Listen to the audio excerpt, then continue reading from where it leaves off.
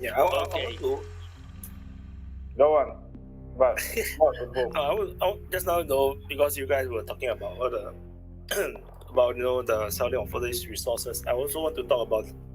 Just want to add also these French-speaking African countries have the same currency, and that is a big problem for them as well. They cannot become richer easily because they have no control over their currency.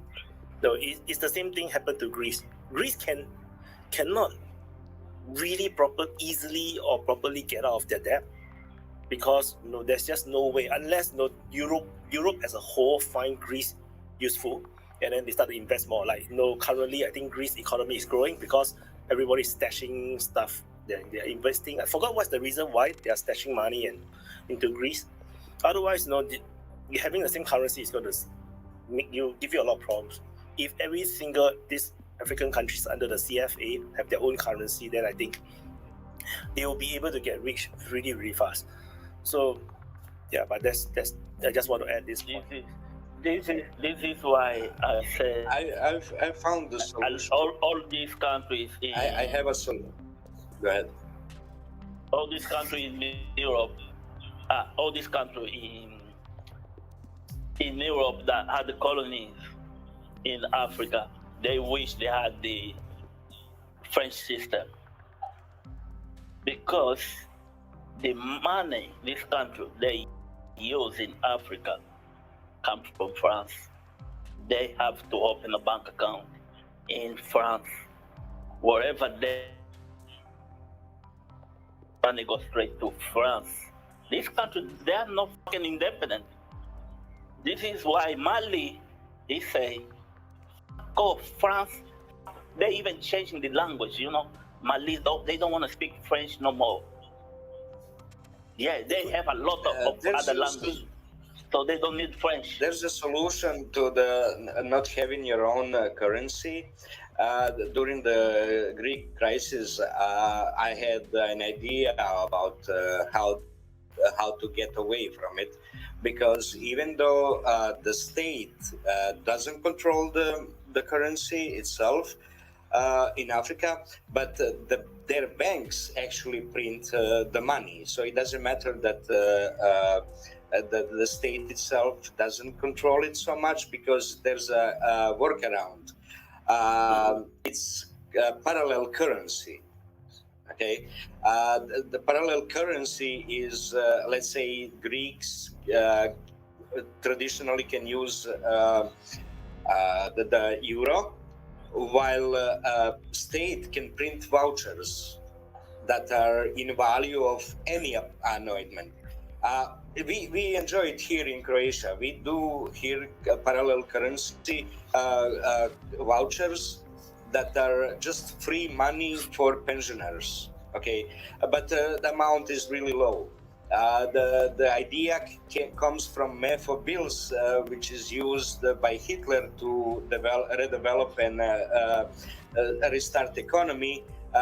So by 1935, before the armament and all of it, basically there was no unemployment in Germany anymore. After having like 30% unemployment before Hitler, because he allowed his central banker, Hjalmar Schacht, to develop that parallel currency.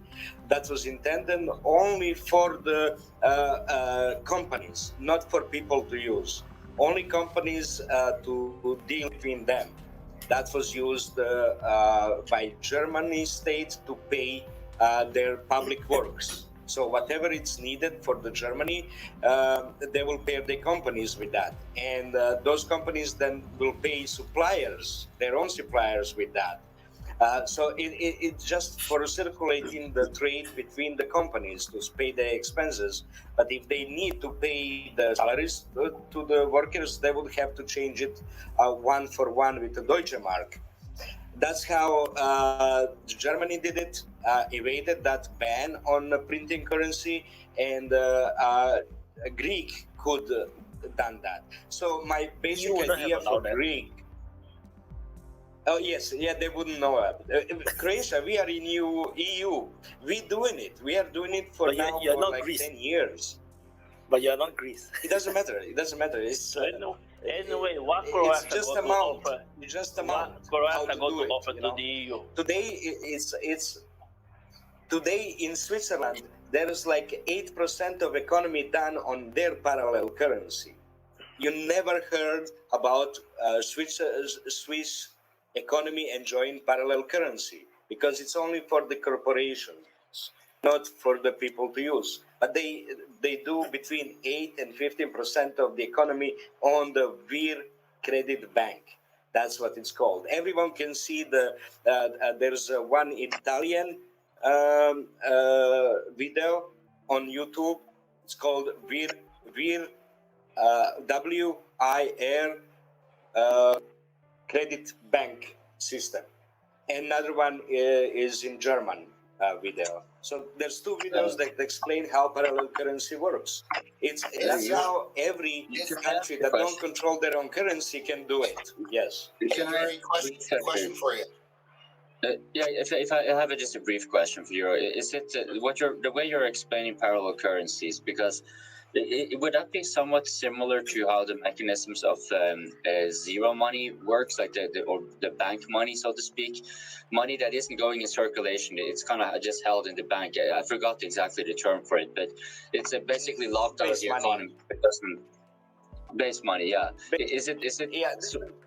Not the same thing. Is just like separate system to allow corporation to have enough liquidity to continue working. Let's say when you don't have how bank credit system works.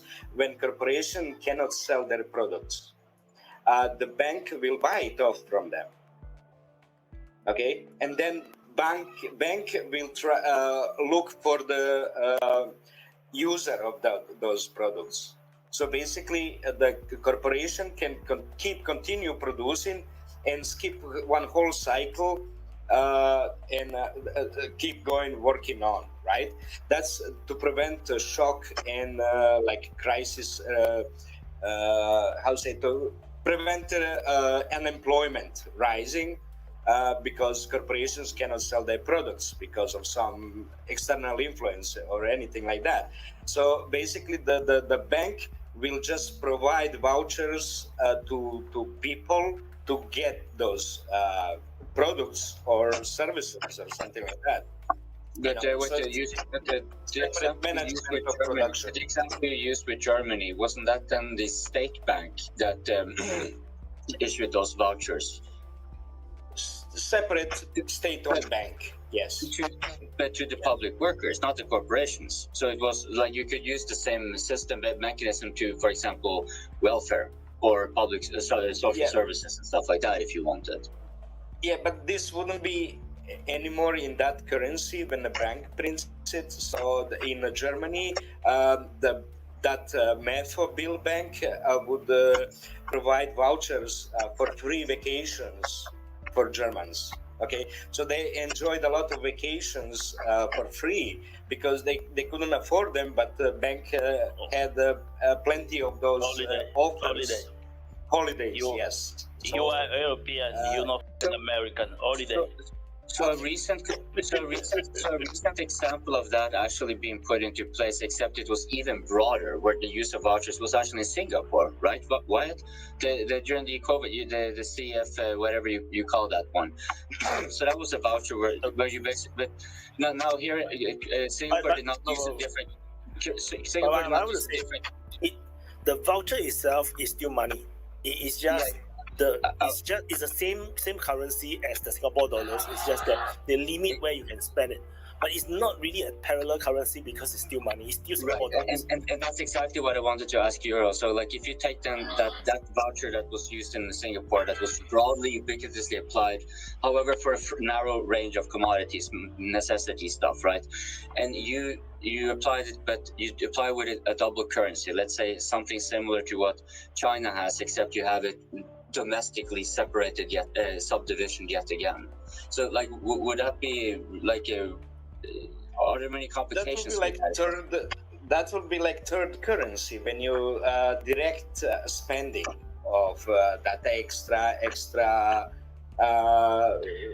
resource. Let's say you have extra resource and you want to speed up expenditure of it, you will give it for free, but you need a way to distribute it. So you will write vouchers and distribute vouchers to people for free, right? It's and the value that on a voucher it will be written the value of the voucher. It's always in a currency, in a traditional currency that is so equivalent of the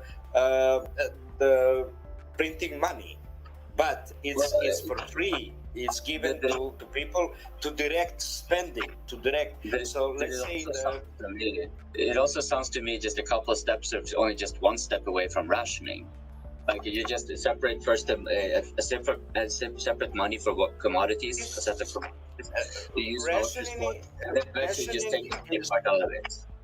Rationing is opposite of that. The rationing is opposite of it, because when you get rationing plan, then you get rights to buy something only with vouchers. So you need to have vouchers and money to buy something. That's the rationing then. But this is just vouchers given for free. There's no limit to how much you can buy with your money. Rationing does not necessarily prerequisite money. It is very often in a war economy, it's usually excluded because the financial system can actually not account appropriately for the massive shifts that are occurring in how to actually get the manufacturing going in the politically desired direction, right? And so that's why the distribution. Yes. The money basically distorts too much of the necessary distribution that is necessary for the society to function. And so in a war economy, rationing is very often without any money involved. It is everyone gets it because everyone needs it, and you don't. And the money thing is just making a fuss of it, so we're taking it out of the equation. But thing is, you cannot buy those things with money. You can buy it only with those points or vouchers. That's why rationing is opposite from what I explained. This is extra spending, extra using of resources. It's not to reduce manipulation of resources. Right. It's opposite of rationing. That's why. But vouchers by themselves is an abstract concept, so you could definitely nuance that, where you have vouchers for necessities and then vouchers for luxuries because you have performed exemplary services, or like you can easily kind of omit money in or integrate vouchers in the existing money system. You can direct the spending that you want, that you need to help out. So you can direct it by using those parallel currencies or vouchers or anything. So when there's some excess of something, you direct towards it to spend it quicker. But let's say my plan for Greece was something different, because when banks print money, when they issue the credit, they print money. That's new money. When you pay back the credit, they destroy that money. That's the law. That's accounting set up in their computers. That's basic accounting. Okay, so that's what enables them to print money. So they have to destroy it after being paid back, right?